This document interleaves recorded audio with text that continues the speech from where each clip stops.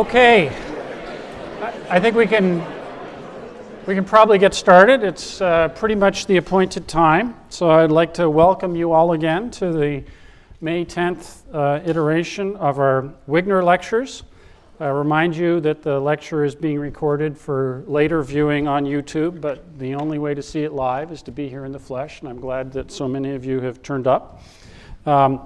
Of course, the Eugene P. Wigner Distinguished Lecture Series in Science, Technology, and Policy was launched on the 4th of November in 2013 on the occasion of what I like to think of as the 70th birthday of the lab. That was the first criticality at the graphite reactor in 1943 and kind of represented, in a way, our beginnings.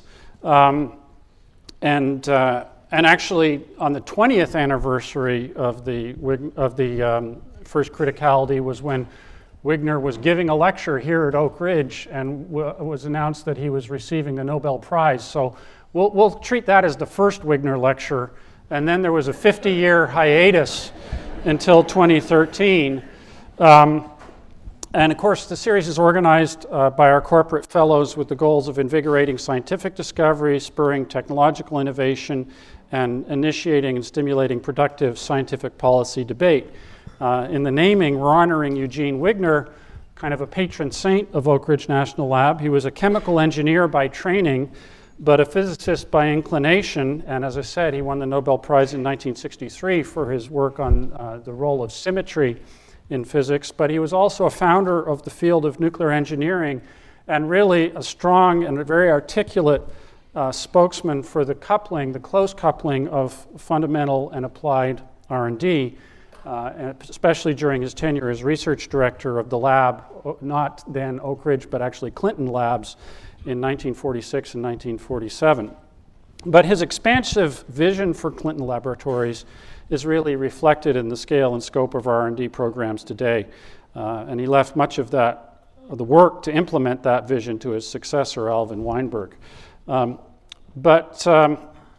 In the time that he was here, he set in motion the development of that broad set of core capabilities in physics, chemistry, biology, materials science, mathematics, and all the engineering disciplines that allow us to translate that science into something valuable for society. Our speaker for this Wigner lecture today is an internationally renowned author, reporter, and columnist. Thomas Friedman has received 3 Pulitzer Prizes. He's the author of 7 best-selling books. His newest book, Thank You for Being Late, in that book he makes the argument that the world is being reshaped by the acceleration of 3 forces: the market, Mother Nature, and Moore's Law. In other words, digital globalization, climate change, technology. These are all things that we're deeply engaged in and interested in here at Oak Ridge National Lab. And he's been addressing these issues throughout a distinguished career that began at the London Bureau of United Press International in 1978. 1981, he joined the staff of the New York Times. He spent a number of years in the Middle East, and he described his experiences there in a book called From Beirut to Jerusalem, which received both the 1989 U.S. National Book Award for nonfiction and also the 1989 Overseas Press Club Award. In 1989, he became the Times chief diplomatic correspondent based in Washington, and had, as he described it, a front row seat for the end of the Cold War. In 92, became the chief White House correspondent for the Times, probably a much more boring job those days than it is now, covering the first year of Bill Clinton's presidency. Since January 1995, he's been the Times Foreign Affairs columnist. In 1999, he published The Lexus and the Olive Tree, Understanding Globalization, winner of the 2000 Overseas Press Club Award for the best book on foreign policy. It's been published in 27 languages. His deep knowledge of the Middle East informed many of his columns after the attacks of September 11th, 2001. In 2004, he traveled to India to make a documentary called The Other Side of Outsourcing, and his experiences led to his 2005 book, The World is Flat, A Brief History of the 21st Century. It was followed in 2008 by Hot, Flat, and Crowded, Why We Need a Green Revolution and How It Can Renew America. And in 2011, he published That Used to Be Us, How America Fell Behind in the World It Invented and How We Can Come Back. In that book, he analyzes 4 great challenges for our country: globalization, the revolution in information technology, chronic deficits, and excessive energy consumption. And of course, as I mentioned, he has a new book out. I think if you look at the body of work there, Tom Friedman has really become known for his ability to look at the broader trends in science, technology, policy, international relations, and stitch them together in a way that it actually translates back to those of us who are playing a small part in one element of those trends, the broader context in which they're occurring. And that, I think, is extraordinarily valuable. As focused as we are on the science, we're also very engaged in the world around us, and I think it's very helpful to have people who can take that kind of broad view and synthesize it in understandable terms. And I'm really delighted that he's here to tell us more about it in his lecture, which is titled, "Thank You for Being Late, a discussion of the social, political, ethical, and economic implications of the age of accelerations." Please join me in welcoming Thomas Friedman.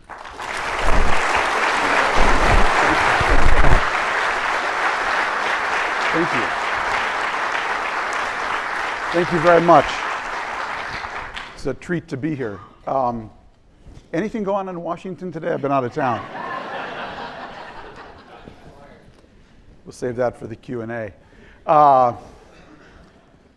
thank you very much. I always tell people go into journalism for different reasons, and I went into journalism because I love being a translator from English to English. That's really what I do. I try to take complex subjects and first break them down so I can understand them, and then try to share that understanding with others. And my book, this book that I'm going to talk about this morning, actually begins with a quote from Marie Curie, a great scientist, who says, "Now is the time to understand more so we may fear less." And boy, if there was ever a time, I think that is good advice, it's now. So my book is called "Thank You for Being Late, An Optimist's Guide to Thriving in the Age of Accelerations." The first question I always get from people is, "Thank you for being late." Where from comes the title? And the title actually comes from meeting people for breakfast in Washington, D.C., where I live.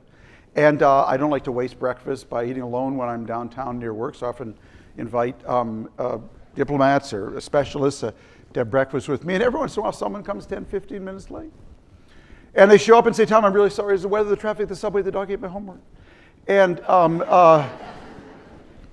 one day, one of them, Peter Corcel, is actually an energy entrepreneur, arrived late and did the "Tom, I'm really sorry, the weather, the traffic, the subway, the dog ate my homework." And I just spontaneously said to him, "Actually, Peter, thank you for being late.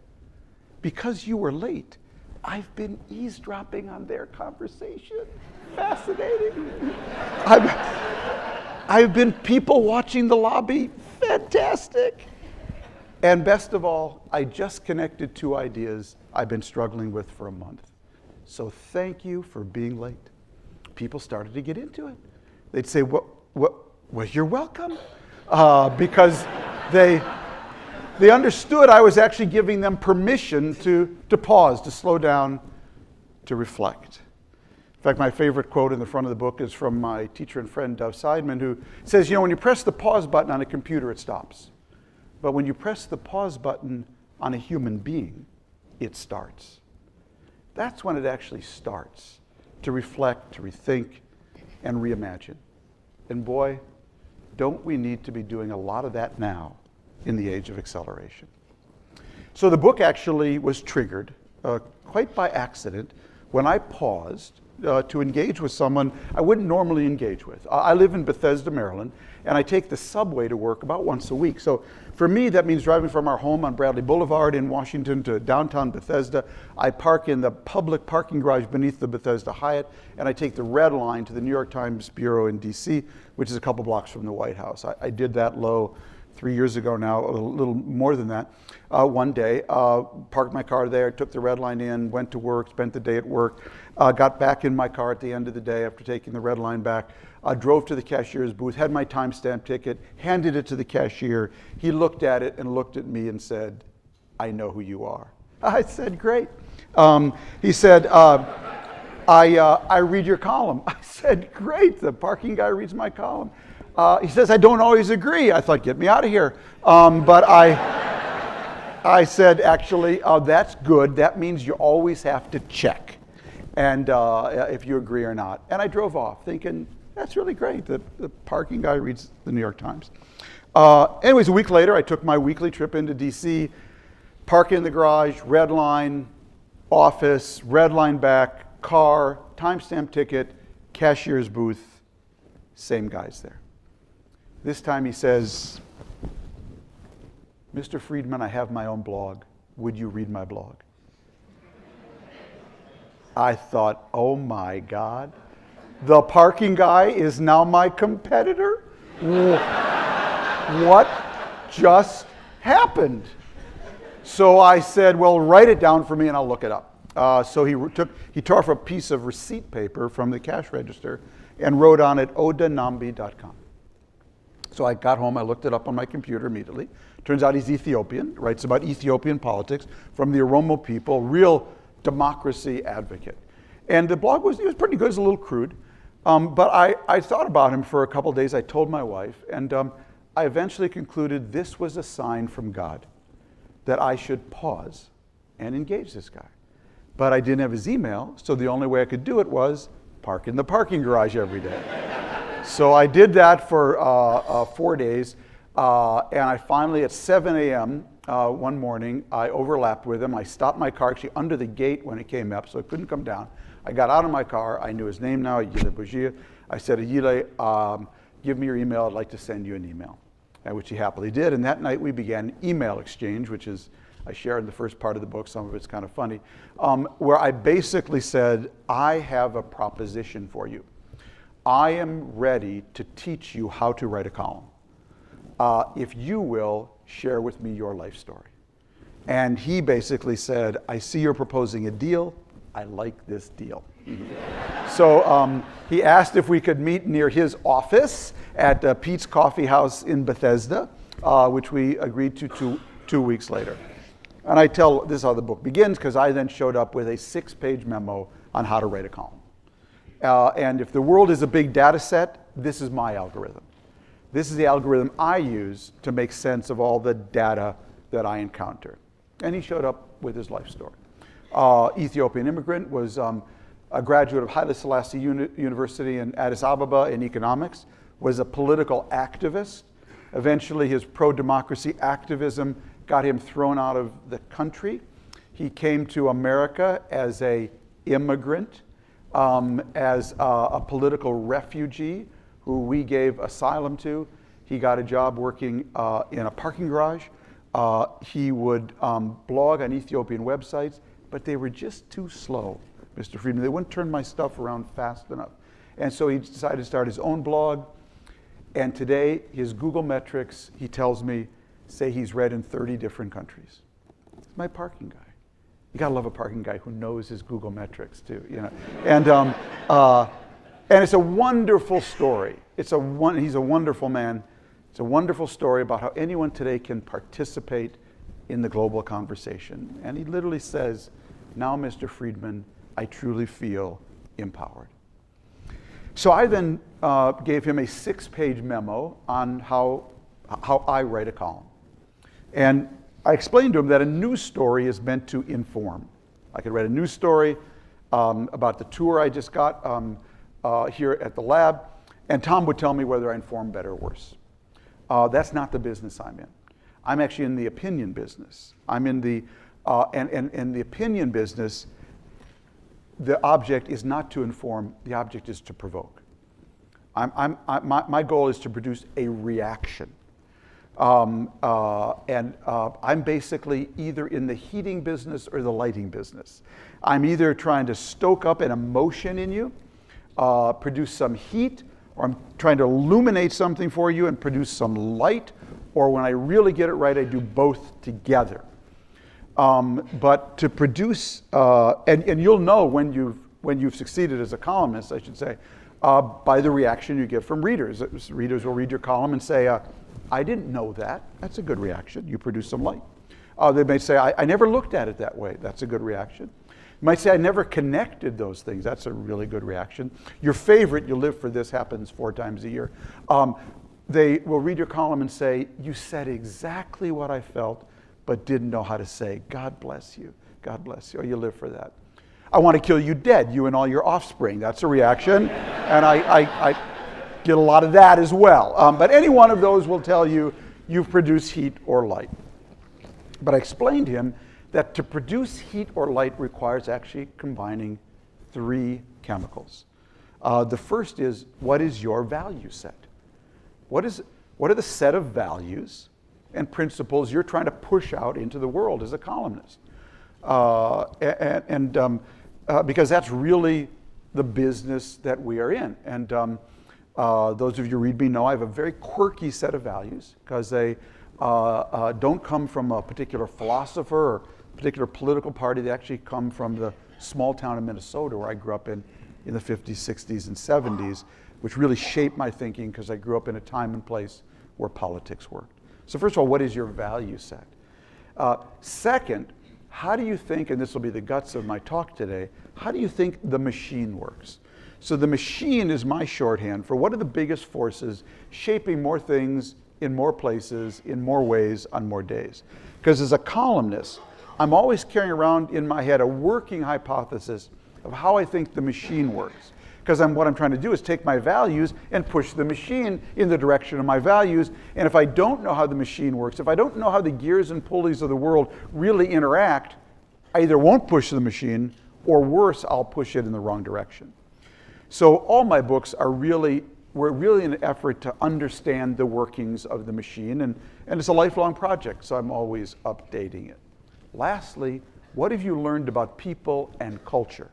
Because there's no column without people, and there are no people without culture. How does the machine affect different people and culture when it moves? And how do different people and culture come back and affect the machine? Stir those 3 together, let it rise, bake for 45 minutes, and if you do it right, you'll produce a column that produces heat or light. That is my basic algorithm. Now what happened was that my encounter with the Yile was the first time I ever put all this together in this way and wrote it down on paper. And the more he and I engaged, we did 3 sessions at Pete's Coffee House and we did a bunch of emails. The more I started to sit back and actually say to my wife, well, if that's what a column's about, what is my value set? How do I think the machine works today? And what have I learned over my career, 37 years now at the New York Times, about people and culture? And I decided, you know what? I think I'd like to write a book about that. And that's where the book came from and what the frame is. The first part is about how the machine works. And the second part is an argument that the way the machine works today is not just changing the world, it's actually fundamentally transforming the world, and 5 realms in particular: politics, geopolitics, ethics, the workplace, and community. So let me talk a little bit about how I think the machine works today. I think what is shaping, actually reshaping, more things in more places, in more ways, and more days, is that we're in the middle of 3 nonlinear accelerations in the 3 largest forces on the planet all at the same time. And I call them the market, Mother Nature, and Moore's Law. So the market for me is digital globalization, not your grandfather's globalization. That was containers on ships or on planes. Digital globalization is the way everything today is being digitized and globalized, whether through Facebook or Twitter or PayPal or MOOCs or the data exhaust put out by this laboratory. If you put digital globalization on a graph, it actually looks like a hockey stick. Mother Nature for me is climate change, biodiversity loss, and population growth, particularly in the developing world. If you put that on a graph, it actually looks like a hockey stick. And Moore's Law, I don't have to tell this audience, coined by Gordon Moore in 1965, the co-founder of Intel, posited that the speed and power of microchips would double roughly every 24 months. It's now closer to 30, and never mind. Moore's Law has held up for 52 years. In fact, every year somebody writes a paper or a newspaper article or a magazine article saying Moore's Law is going to run out. This would be the year. And what they all have in common, I got to interview Gordon Moore on the 50th anniversary of Moore's Law. what they all have in common is they were all wrong. Moore's law may bump up against the laws of physics soon. We're going from the 14 nanometer chip to the 10 nanometer chip by the end of 2017, but they've got a very good idea of how they're going to do 7, and they've got a pretty clear picture, at least some ideas on how to go beyond that. So Moore's law has held up all of that time. So let's I'm not going to talk about the acceleration in digital globalization or in Mother Nature. We could talk about it in the question time. Let me focus on the Moore's law exponential, because it's actually the Uber driver of everything, of all technology, because more Moore's law drives more globalization drives more climate change and more solutions to climate change. So I don't have to tell people in this lab, one of the hardest things to explain to an average person like myself is the power of an exponential, because we so rarely encounter one in our daily lives. And I like to use a couple of examples for people. One is a very well-known story, many of you are probably familiar with, that they tell in Silicon Valley, of the man who invented the game of chess, gave the game to the king loved it, said, "How can I reward you, good sir?" The man said, "I just want to be able to feed my family." The king said, "What would you like?" He said, "Actually, your highness, I'd just like you to take 1 grain of rice, put it on the first square of this chessboard, 2 on the second, 4 on the next, 8 on the next, 16 on the next, 32 on the next. Just keep doubling it, my family will be fine." King said, "It shall be done," not realizing that when you double something 63 times, just 63 times, the number you get is roughly 18 quintillion. My friends Andy McAfee and Eric Brynjolfsson, who tell this story in their wonderful book, The Second Machine Age, they like to use that image of a chessboard because their argument is that with Moore's law, we just entered the second half of the chessboard, when the doubling numbers start to get incredibly big and powerful. The 14 nanometer chip has 37.5 million transistors per 1 square millimeter. By the end of 2017, they'll be introducing the 10 nanometer chip. It has 100,000 transistors per square millimeter. So if you think computers are fast today, just wait a year.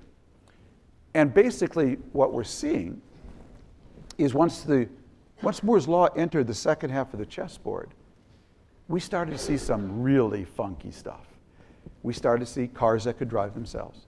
We started to see machines that could beat any human in chess, Jeopardy, or Go. And we saw obviously the big data revolution. Now Intel actually, to explain to a layman like me, once did an experiment with their engineers to explain the same thing. They said, what if the 1971 VW Beetle, let's just take a 1971 VW Beetle, what if that car had improved since 1971 at the same rate of Moore's law? And they estimated that today that car would go 300,000 miles an hour. It would get 2 million miles per gallon, and it would cost 4 cents. You'd be able to drive it on 1 tank of gas for your entire life. So that's the power of the technological exponential that we're in the middle of. So my chapter on Moore's law, though, is called "What the Hell Happened in 2007?" What the hell happened in 2007? 2007, it's such an innocuous year. What is this guy talking about? Well, here's what happened in 2007. The year was kicked off at the Moscone Center in San Francisco, where one Steve Jobs unveiled the first iPhone, beginning a process by which we're now about halfway to putting in the hands of every person on the planet a handheld computer with more compute power than the Apollo space mission that doubles as a cell phone and a camera. That kicked off the year. But that is not all that happened in 2007. In 2007, a company called Facebook, which had been confined to high schools and universities, actually late 2006, opened its platform up to anyone with a registered email address. And in 2007, it went global. In 2007, a company called Twitter split off on its own independent platform and went global. In 2007, a company called Hadoop, named after the founder's son's toy elephant, launched its algorithm into the wild. Hadoop, as many of you I'm sure know, gave us an open source version for big data. As Doug Cutting, the founder of Hadoop, explains in the book, its core algorithms were really invented by Google, the GFS and MapReduce, but Google lives in the future, he says, and sends us letters back home. And what Google did was leave a trail of breadcrumbs for the open source community to reverse engineer those algorithms, and Hadoop gave us the public version of it. Very few companies, public companies today, doing big data aren't running on Hadoop. In 2007, another software you may not be familiar with called GitHub launched into the wild. GitHub is now the largest open source library software repository, launched in 2007. In 2007, this company called Google bought a little-known TV company called YouTube. And in 2007, this same company called Google launched its own operating system into the wild called Android. In 2007, a guy up in Seattle named Jeff Bezos launched the world's first ebook reader called the Kindle. And in 2007, IBM launched the world's first cognitive computer called Watson. In 2007, 3 design students in San Francisco were attending the design conference that year, and they ran out of hotel rooms. And one of them had 3 spare air mattresses. And he thought, what if we rent these out to people who can't find a hotel room? And it worked out so well. In 2007, they started a company called Airbnb. This is, that's Moore's Law, what it looks like. This is a graph of the cost of sequencing a human genome, which I know you're all familiar with. 2001, it was $100 million. It falls to 10 million in 2006, and then you'll notice it goes over a cliff in 1 year. What year? 2007. It goes over a cliff down to $10,000. This is a graph of solar energy. It takes off in 2007, as does a process for extracting natural gas from tight shale called fracking. Between 2006 and 2008, America's natural gas reserves increased by 35% in just that 2007 window. That is a staggering number for basically a year and a half period. This is a picture of social networks. So the white line is the cost of generating a megabit of data. And you'll notice it goes straight down in 2007. The blue line is the cost of transmitting, the cost of transmitting that data, and you'll notice the 2 lines cross in 2008. That's close enough for me, okay?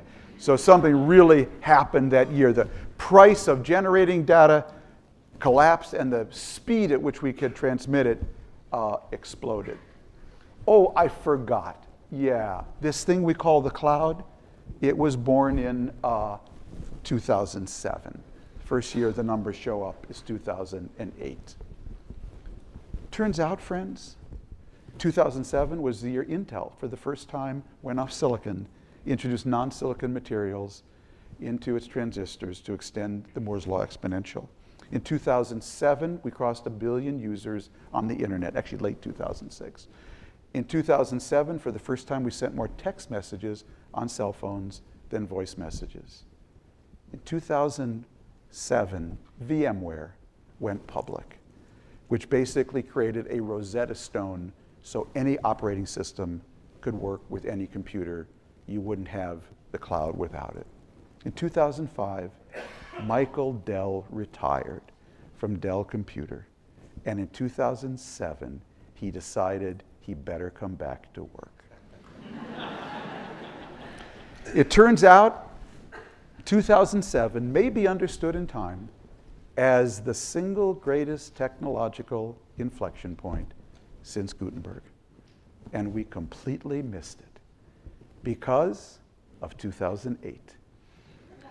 So right when our physical technologies just took off, they just took off like we're on a moving sidewalk in an airport that suddenly went from 5 to 50 miles an hour.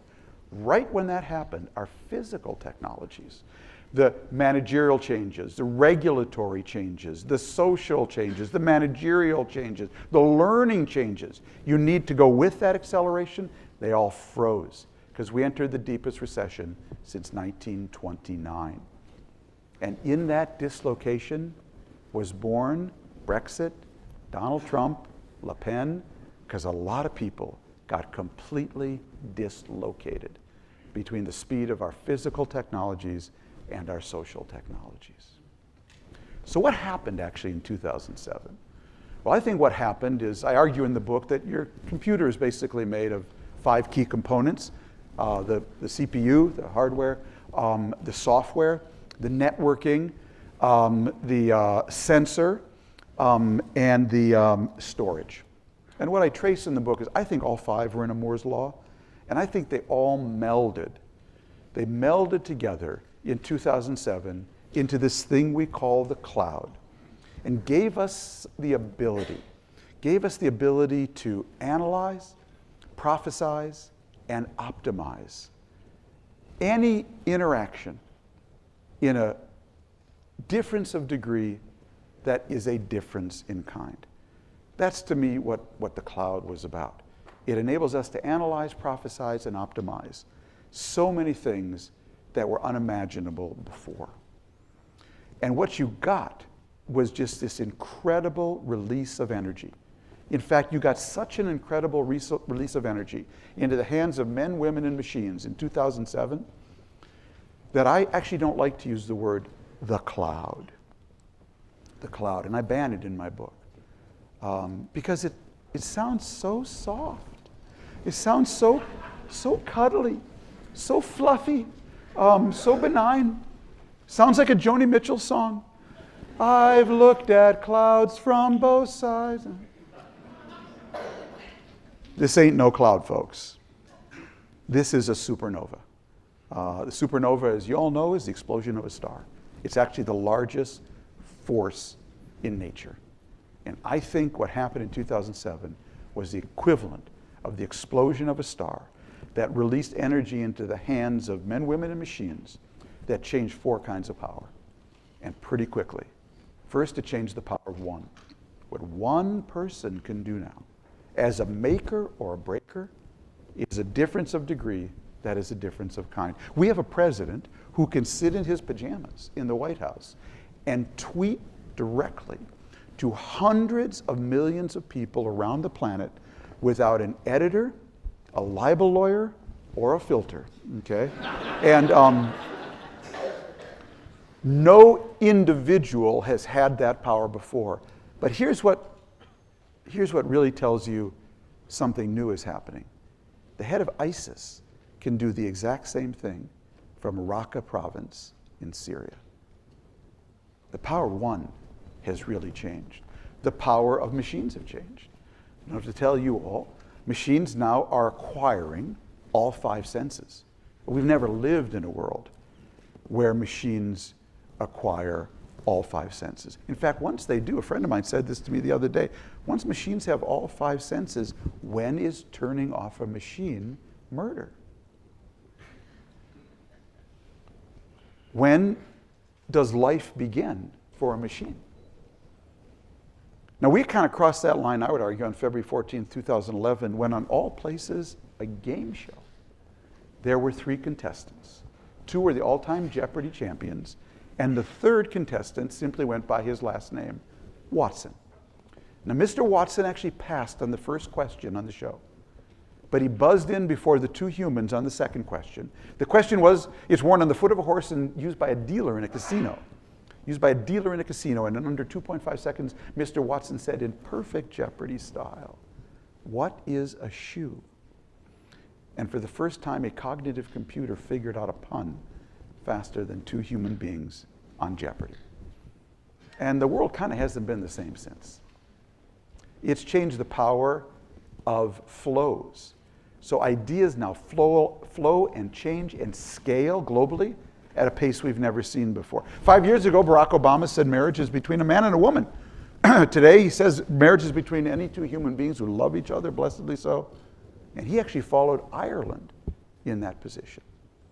Ideas now flow and change at a pace we've never seen before. And lastly, it's changed the power of many. We the many, we are now the biggest forcing function of and in nature, which is why the new geological era is being named for us, the Anthropocene.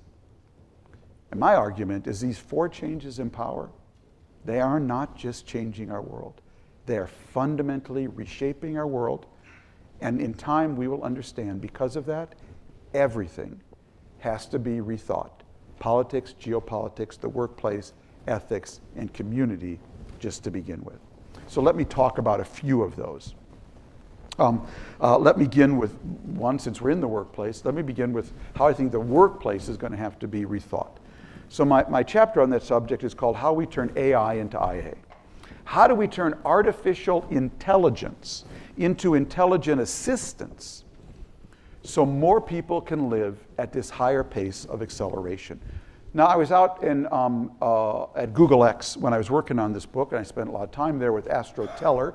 Astro Teller is chief astronaut at Google X. He's the CEO. And as we were talking about the thesis, he went over to his whiteboard and he drew this just sort of crude little graph.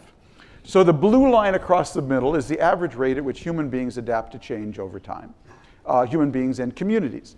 And you'll notice it has a positive slope, but it's very gradual. The white line is technology. So we all know if you lived at the left end of that line, the left lower end of that line, if you lived in the 11th century or the 12th century, your bow and arrow did not get better. We forget you could go a whole century and there was no bow and arrow 2.0. Okay,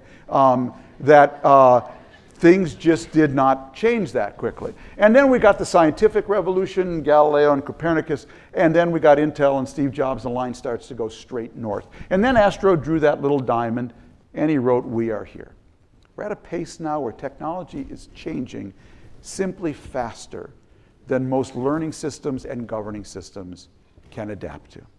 And then he went and got another magic marker, and drew that little dotted line. And I said, "What's that, Astro?" And he said, "That's learning faster and governing smarter."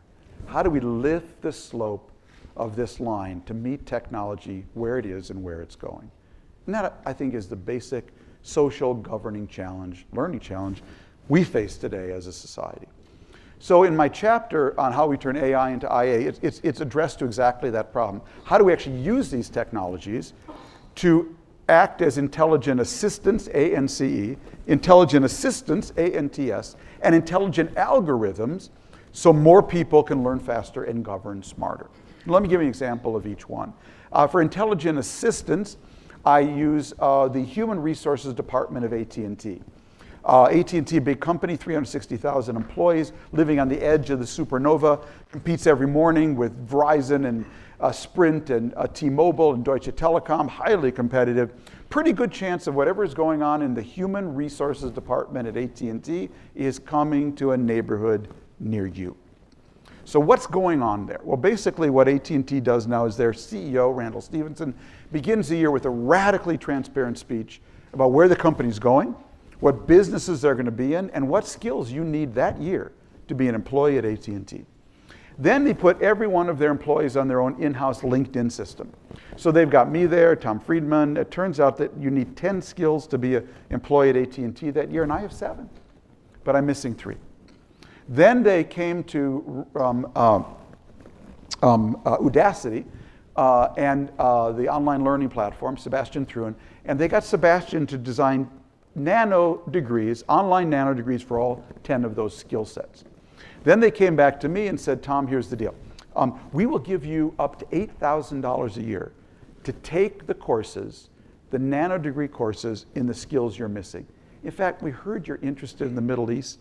If you want to take a course on archaeology, we'll pay for that as well. In fact, we'll also pay for the $6,000 a year computer science online master's degree from Georgia Tech, which we designed with them as well. Just one condition, Tom. You have to take these courses at home, at night, and on weekends on your own time." Now, if I say, "You know what, Mr. AT&T, I've actually climbed up one too many telephone poles. I'm just not up for this." AT&T now has a wonderful severance package for me. but I won't be working at AT&T much longer. Their new social contract with their employees is very simple. If I'm ready to take those courses, they will ensure that I get the first crack at the new jobs when they open up. They won't go outside. But if I don't, I'm gone. Their new social contract is very simple. You can be a lifelong employee at AT&T, but only if you're a lifelong learner. If you are not ready to be a lifelong learner, you can no longer be a lifelong employee at AT&T. And I would argue that social contract is coming to a neighborhood near you. That is the new social contract. And it's stressful. And it's going to have a lot of implications. We can talk more about that. Intelligent assistant. What is my example for that? I actually use Qualcomm. So some of you may know, Qualcomm actually made the inside of your cell phone, both the chips and the software. It wasn't actually made by Apple. That's why Apple's always suing them over patents and the cost of patents. And so they have a 64-building campus out in San Diego. 2 years ago, they took 6 of those buildings and they affixed sensors to everything in those buildings. Every pipe, every faucet, every drain, every light, every heating system, every cooling system, every computer, every door, every window. And they take all that data from those sensors, they beam it up to the Supernova, up to the cloud, and then they beam it down onto an iPad for their janitorial staff with an incredibly friendly user interface. So if I leave my computer on or a pipe bursts above my head, the janitors know it before I do, and they just swipe down to see either how to fix it themselves or who to call. They've turned their janitors into maintenance technologists. Their janitors now give tours to foreign visitors because they have an intelligent assistant enabling them to live and work at a higher pace of acceleration. What do you think that does for the dignity of a janitor? It does a lot. Last example, intelligent algorithm. My example for this is, I have a couple. One is the partnership between the College Board and Khan Academy, the online learning platform. Now you all know, especially, that in 11th grade you had to take the PSAT exam in order to get ready for the SAT exam so you could all get into MIT. We all know the drill. Neurotic suburban parents like myself and my wife go out and hire a $200 an hour tutor to tutor our kids to goose their scores in reading and math and writing. It's okay, a lot of us did it, not a problem. A completely rigged game. A completely rigged game. Because if you came from a family that couldn't afford a $200 hour tutor for your kid, or you came from a neighborhood where you never even heard of such a thing, you were at a real disadvantage. So 3 years ago, Sal Khan of Khan Academy created a partnership with the College Board for free PSAT and SAT prep. The way it works is I now take my PSAT in 11th grade. I get the results back and it says, Tom. You did really well in writing and English, you got that down. But you do have some problems in math. You have a real problem with fractions and right angles. It identifies my exact weakness. Then it takes me to a practice site just for fractions and right angles. Uses big data to identify my exact weakness and focus on how I can practice and remediate those. If I do well, it takes me to another site and says, Tom, you could be an AP Math. AP Math, I don't know anyone who's ever in AP. I could be an AP Math. Yeah, in 12th grade, you could be an AP Math. If I do well there, it takes me to another site with 180 college scholarships and another site where young men and women across America are volunteering through the Boys and Girls Clubs of America to shepherd other young people through this intelligent algorithm. Last year, 3 million American kids got free PSAT and SAT prep through this intelligent algorithm. And as I wrote about in my column this morning, those who did 20 hours of practice between their PSAT and SAT using this algorithm increased their SAT scores by an average of 115 points. Without Kaplan, without a $200 tutor, with nothing more than grit, persistence, and an intelligent algorithm. Now, my last example is opportunity at work. We have about 32 million Americans who have started college but never finished. That's a lot of people. They go out into the labor market, they try to get a job, their prospective employer says, where's your BA? Sorry, I don't have one. no BA, no job. So an algorithm called Opportunity at Work came along, and there are several others like it. And what they do is now you come in the door, they actually measure what you learned in 1 year, 2 years, 2.5, 3.5 years. They badge it and partner with companies to actually slot you in right where you could go with your skill level. Companies that really don't care what you know, but only care what you can do with what you know. I actually profile in the book a young African-American woman, LaShawna Lewis, who went to Michigan Tech in computer science, had to drop out for family reasons after 3.5 years. She ended up driving a school bus to and from a computer college, couldn't make that up, and working on the help desk of a law firm, helping knucklehead lawyers find their lost passwords. She got connected to Opportunity at Work, and they slotted her in at MasterCard as a systems engineer. Today she is a senior systems engineer at MasterCard, and as she says in the interview in my book, in the last line, and I still don't have my BA. Now I'm going to make a bet. I'm going to bet something with all of you. I'm going to bet none of you have heard of any of these. And that's because you were following our last election. And what was it about? Where Bernie Sanders' big idea to help Americans was to tear down the big banks. Donald Trump's big idea was to tear down Hillary Clinton. And Hillary Clinton's big idea was to direct you to her website, www.hillaryclinton.com. The fact is, there is massive innovation going on in this country on the education to work pipeline, and nobody is talking about it. In fact, there is so much innovation. At one point, I thought of just writing my book on that, because there is so much innovation in this field. Nothing has to be invented. Somebody is already doing it. It just needs to be found, highlighted, and scaled. So that's how I think the workplace has to be rethought. Let's talk about politics. How does politics have to be rethought? And my chapter on this subject is called Mother Nature's Political Party. And that's because I believe we are not in the middle of one climate change, a change in the climate of the climate. I think we're in the middle of 3 climate changes at once. We're in the middle of a change of the climate of the climate, we're in the middle of the change of the climate of globalization, and we're in the middle of a change of the climate of technology. What do you want when the climate changes? You want 2 things. One is you want resilience, because you need to take a blow, because you get disruptive things happening.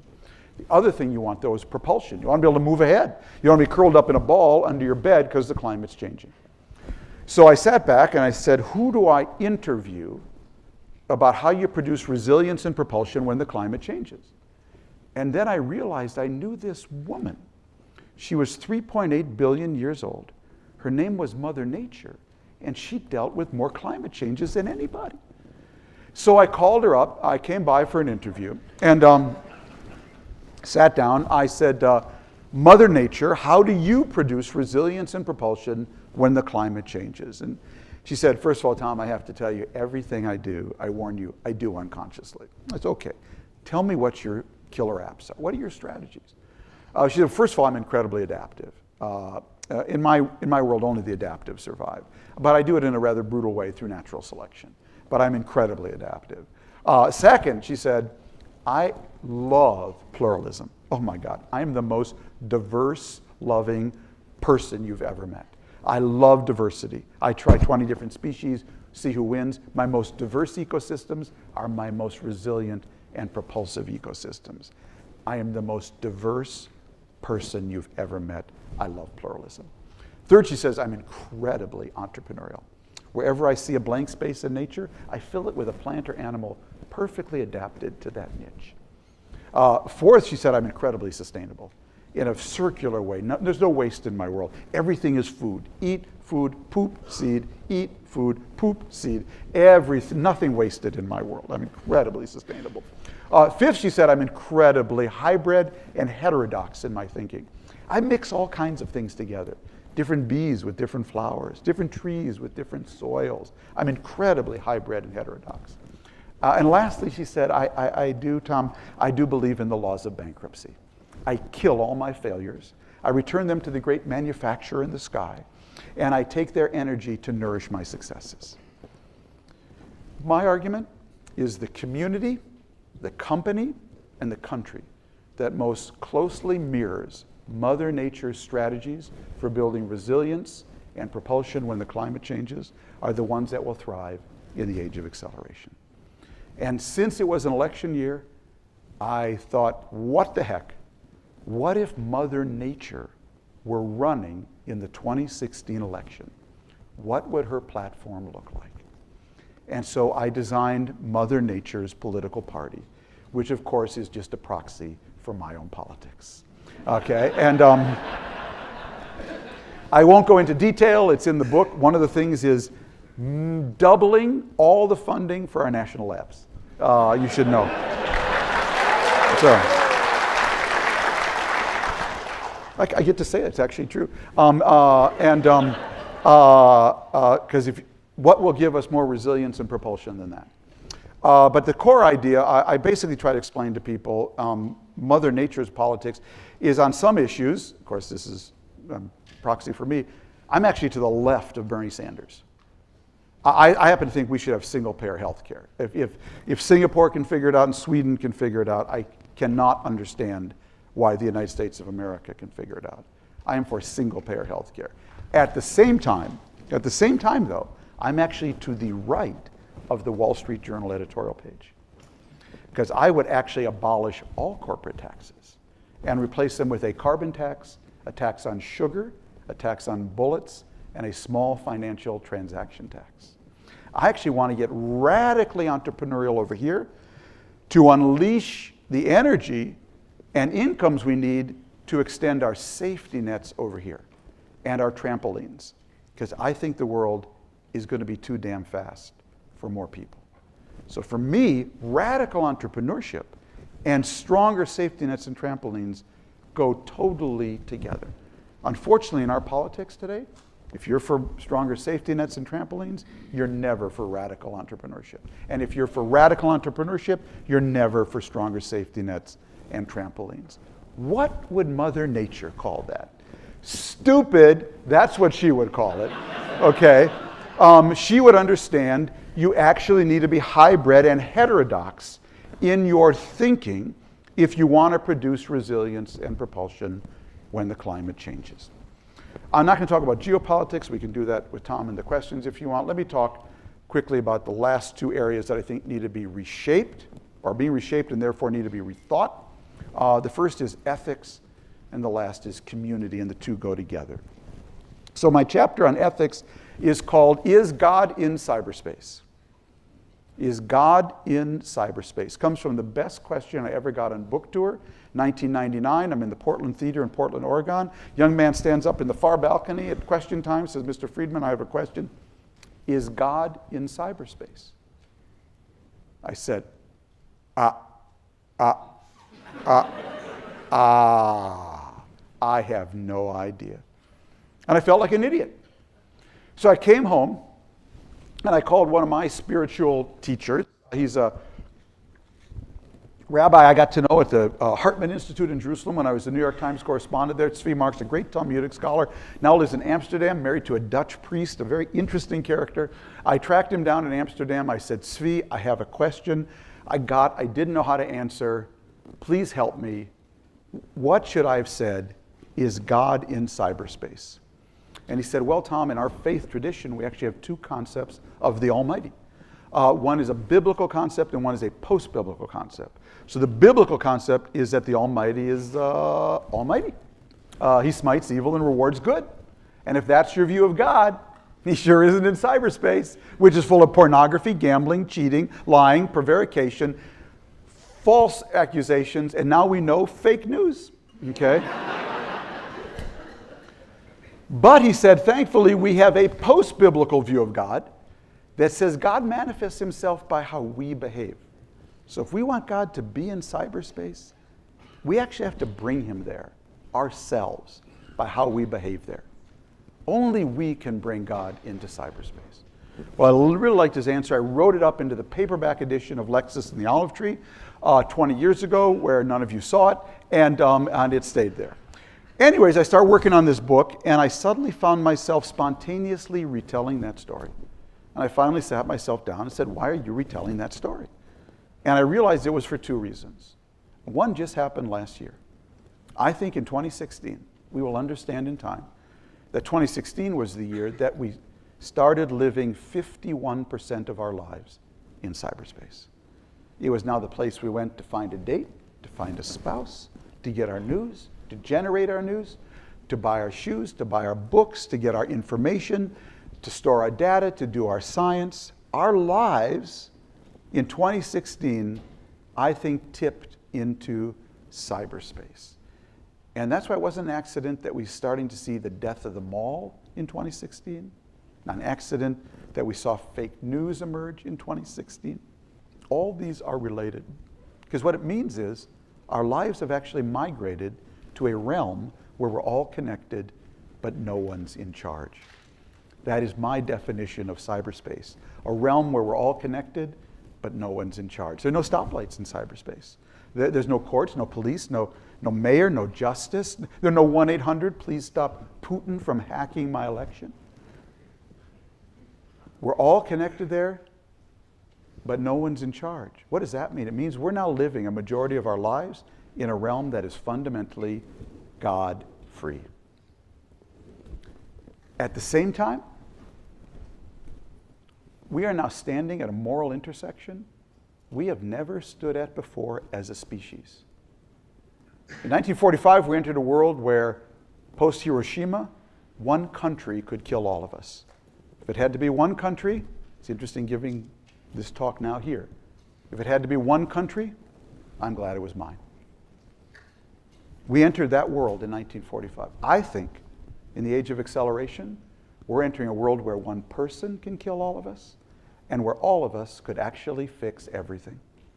We've never been at this intersection before where one of us could kill all of us, and where all of us, if we put our mind to it, with the brain power here, we could actually feed, house, clothe, and educate every person on the planet sustainably with the amplified tools we now have. We've never been at this intersection before where one of us could kill all of us, and all of us could actually fix everything. What does that mean? It means we've never been more godlike as a species than we are today. Now put them two together. We've never lived more of our lives in a realm that's God-free, and we have never been more godlike. What does that mean? That means what every single person on the planet believes matters. And what does that mean? It means everyone needs to be anchored in the golden rule, or whatever version your faith has of that, and every faith has some version of it. Do unto others as you wish them to do unto you, because we now live in a world where more people can do unto us farther, faster, deeper, cheaper than ever before. Putin did unto us in our last election. And we can do unto others farther, faster, deeper, cheaper than ever before. We just did unto Syria in the same way. Everyone needs to be anchored in the golden rule. I know what you're thinking. I actually gave this talk at Olin College of Engineering graduation last year. And I said to the parents there, I know what you're thinking. You paid $200,000 for your kid to get an engineering degree. And they brought in a knucklehead commencement speaker who's advocating the golden rule. Is there anything more naive? And my answer to them and my answer to you is that naivete is the new realism. Naivete is the new realism. Because I'll tell you what's really naive. Thinking we're going to be okay in a world that is this interdependent, where individuals are getting this super empowered, if everyone is not in the grip of values of the golden rule. Where does the golden rule come from? It comes from two places, basically: strong families and healthy communities. That's where people learn to do unto others as they wish them to do, as you wish them to do unto you. I'm not an expert on strong families. I hope I built one, but I would never presume to lecture anyone on that subject. But I am an expert on healthy communities because I grew up in one. A small town/suburb outside of Minneapolis in the 50s, 60s, and early 70s called St. Louis Park. And that's why my book ends on community. So the very short story is in Minneapolis in the 40s, basically the entire Jewish community lived in the north side of the city in a ghetto with African Americans. They weren't integrated there, they were together, isolated there. Minneapolis was the capital of anti-Semitism in America in the 40s until Hubert Humphrey became mayor, real hero in our house. He actually practiced civil rights on anti-Semitism before on black-white relations, the 1948 speech at the Democratic Convention. My parents couldn't join AAA, in the 50s. It was an ugly scene until Humphrey became mayor. In the mid-50s, after the war, the entire Jewish community, virtually the entire Jewish community of North Minneapolis moves out en masse in a 3-year period to one suburb. The African Americans couldn't get out. They moved to one suburb called St. Louis Park, the one suburb that didn't have redlining, restricted covenants, and had a housing stock to take them all. So my aunt and uncle moved 2 doors down. My uncle moved another door down. In a 3-year period, a suburb that had been 100% white Protestant Catholic Scandinavian overnight became 20% Jewish, 80% white Protestant Catholic Scandinavian. If Sweden and Israel had a baby, it would be St. Louis Park, okay? So I tell the story of how we all got to know each other. It's a story of inclusion and integration in its own way. And there were broken hearts and broken dates and all of these things you'd expect. But actually, we, in time, all really did get to know each other and built quite an interesting community, quite liberal and civic-minded. And our high school has its own Wikipedia page, because I actually went to high school or religious school or lived in the same neighborhood at the same time with the Coen brothers, the filmmakers, Norm Ornstein, the political scientist, Al Franken, the senator, Michael Sandel, the political philosopher, Sharon Isbin, the guitarist, Alan Wiseman, who wrote Someone Like You, won the National Book Award, Peggy Ornstein, the author, Mark Trestman, the coach of the Chicago Bears. We all went to the same little high school at the same time. It was kind of Dan Wilson, who wrote Someone Like You with Adele, a freaky place. This was not a neighborhood in the Upper West Side. This is a little one high school town in Minnesota. In fact, the Coen Brothers movie, A Serious Man, is about our town. In fact, if you saw No Country for Old Men by the Coen Brothers, you'll know there's a scene where Churga blows up a car outside of a pharmacy in Mexico to go in and steal drugs. And at the end of the scene, the camera pans to the pharmacy, and it's called Mike Zoss Drugs. That was our little St. Louis Park drugstore. So I tell the story about how this community got built and spawned my own sort of what we call in Minnesota, Minnesota nice, which is, how do you make politics work? Can't we all get along? And Minnesota nice, if you're not from Minnesota, is hard to explain, but I tell a couple stories. One is my friend Jay. I go back home. My closest friends are still the people I grew up with, so I was back home for a wedding a couple of years ago. My friend Jay Goldberg came and he got to the wedding, and he said, he was a little flustered. He said his wife Eileen had been driving on the ring road around Minneapolis that day, and he said a driver almost drove her off the road.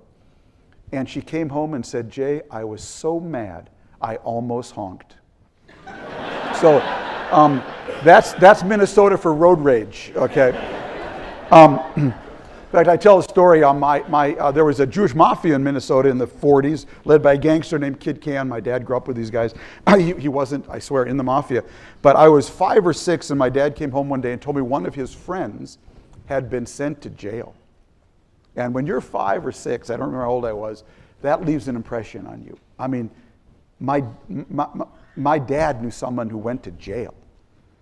And I said, Dad, what did he do? And he said, son, he was shopping in a store before it was open. That's Minnesota for breaking and entering.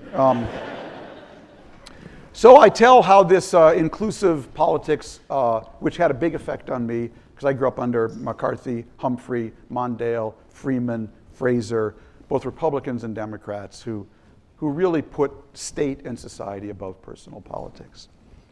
Then I come back. I left Minnesota in 1971 to discover the world, and I came back 40 years later, which is the last chapter of the book, and I discovered that the world had found St. Louis Park in Minnesota.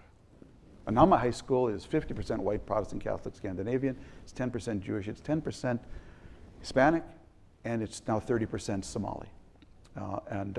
small African American from North Minneapolis, but mostly East African, my same high school.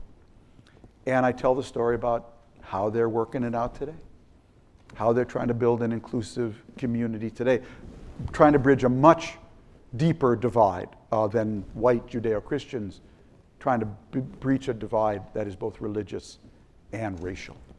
And it's a struggle. It's a struggle. But they're doing pretty well. The Washington Post rates my high school as the 6th best high school in the state of Minnesota with a completely different demographic. But ain't that challenge the challenge of America today? And ain't that challenge the challenge of the world today?